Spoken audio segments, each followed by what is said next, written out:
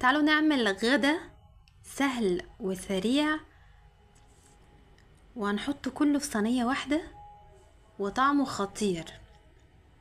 عايزين بتنجانية كبيرة، بتنجانية رومي، عايزين بصل، عايزين لحمة مفرومة، وتقدري تستبدليها بصدور فراخ متقطعة.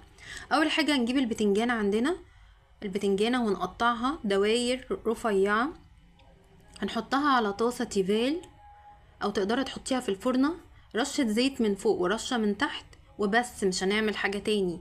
وهتحطيها على الطاسة لحد ما تاخد الوش التحميرة من فوق ومن تحت. انا عايزة اقول لكم ان وصفة الطريقة دي، ان انت تعملي البتنجان بالطريقة دي افضل 100 مرة من ان احنا نحطه في الزيت.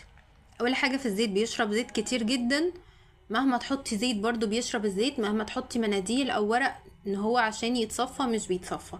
الطريقة دي اول حاجة الزيت فيها قليل جدا، هيتحمر بطريقة كويسة جدا وصحية جدا ليكي ولأولادك، وكمان الطعم بتاعه بيفضل فيه ومفهوش كمية الزيوت اللي مش طبيعية اللي بتبقى في الزيت المقلي.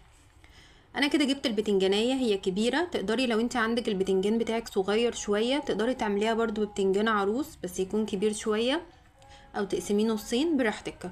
انا عندي البتنجانيه الكبيره الرومي هقشرها كده، يعني هعمل فيها تقشيرات بحيث انها يبقى ليها شكل. انتي مش عايزه تقشريها براحتك عادي جدا، برضو هياها القشر مفيد برضو. وانا اقطعها دواير، وبعد كده هتغسليها كويس، مش هحط ملح ولا دقيق ولا اي حاجه خالص، هي على الطاسه على طول. الطاسه بتاعتي انا رشها زيت، وبعد كده حطيت رصيت البتنجان ورشيت فوقيها رشه زيت خفيفه، واسيبها لحد ما كل وش ياخد اللون الذهبي الجميل بتاع التحمير العادي بتاعنا خالص. ما تقلقيش، في اللحظه دي احنا النار عندنا ما بتكونش عاليه قوي، احنا عايزينها متوسطه، لا هاديه خالص ولا عالية خالص. تمام، وبس كده. البتنجان بتاعنا هنفضل نقلب فيه لحد ما نلاقي الوش بتاعه اتحمر زي ما انتوا شايفين كده. طريقة البتنجان دي تقدري تحطيها في اي وصفة عندك، زي المسقعة، زي الوصفة بتاعتنا النهاردة، زي ان انت تحمري بتنجان مثلا. بعد ما خلصنا بالتحمير البتنجان عندنا، في نفس الطاسة هنحط عندنا ربع كيلو لحمة مفرومة، وهنسيبها على نار هادية لحد ما تفك خالص. وبعد كده هضيف عليها بصلاية مبشورة وهقلبها فيها كويس جدا. هبتدي بقى بعد كده اضيف التوابل بتاعتي اللي هي عبارة عن ايه: معلقة صغيرة من الملح، نص معلقة من الفلفل الاسود، هتحطي عليهم رشة من القرفة، رشة من الحبهان، رشة من جوز الطيب، رشة من القرنفل وورق اللوري المطحونين.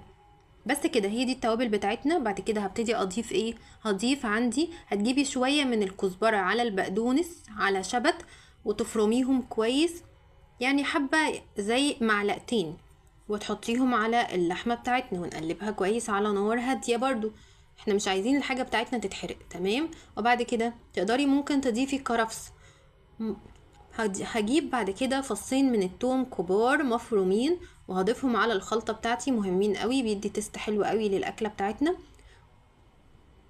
وعلى نار هادية. وبعد كده هرفع الكلام ده كله من على النار واشيله، وهبتدي بقى اجهز البشاميل. هتجهزي البشاميل بتاع الوصفه بتاعتنا، هو بشاميل عادي جدا خالص. هتحطي معلقه من السمنه على زيت، تحطي عليهم 3 معالق من الدقيق وتقلبيهم كويس. هترفعي من على النار الحله بتاعتنا بتاعت الدقيق مع السمنه، هتضيفي اللبن على البارد وتقلبي مع التقليب المستمر. بعد كده كوبايه من اللبن، كوبايه من الميه، او تقدري تستبدلي الميه بالشوربه براحتك، وتقلبي كويس قوي. بعد كده تبتدي تدخليها تاني على نار هاديه مع التقليب المستمر لحد ما القوام بتاعنا يبتدي يتماسك. وهضيف رشه من جوز الطيب، رشه من القرفه، ورشه من الحبهان، وملح وفلفل اسود وبس.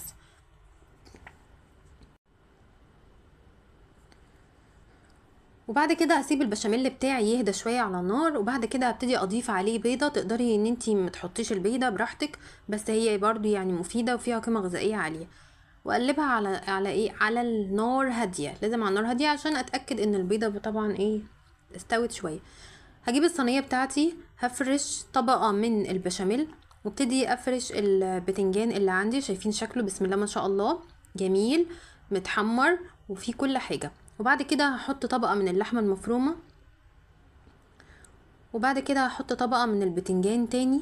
انا هنا ضفت برضو حلقات من البطاطس، حمرتها بنفس الطريقة اللي حمرت بيها البتنجان، برضو رشة من الزيت بس على الطاسة، وحطيت البطاطس ورشة من فوق وقلبتها لحد ما اخدت وش تحمير، وبس كده. وبعد كده ضفت من فوق البشاميل طبقة بشاميل كده خفيفة، وبعد كده دخلتها الفرن